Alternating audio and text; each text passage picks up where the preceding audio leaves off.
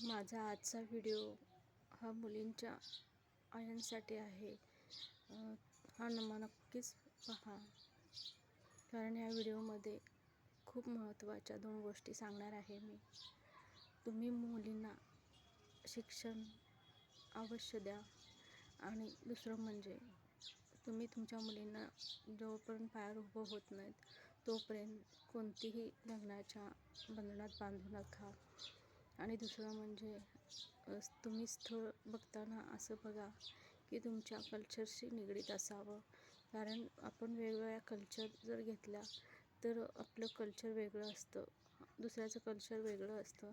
तिथं जाऊन मुली रुळतील नाही रुळतील सांगता येत नाही, कारण प्रत्येक गोष्ट ही आपली करण्याच्या पद्धती, अगदी जेवण करण्यापासून ते आपण कपडे घालण्यापर्यंत सगळंच वेगळं असतं.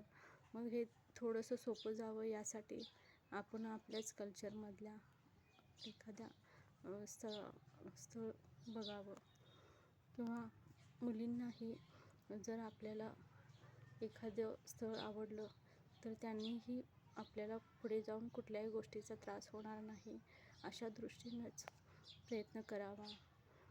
अन्यथा मग काही गोष्टींना सामोरे जावं लागतं. त्या खूप क्लिष्ट असतात आणि सांगता पण येत नसतात.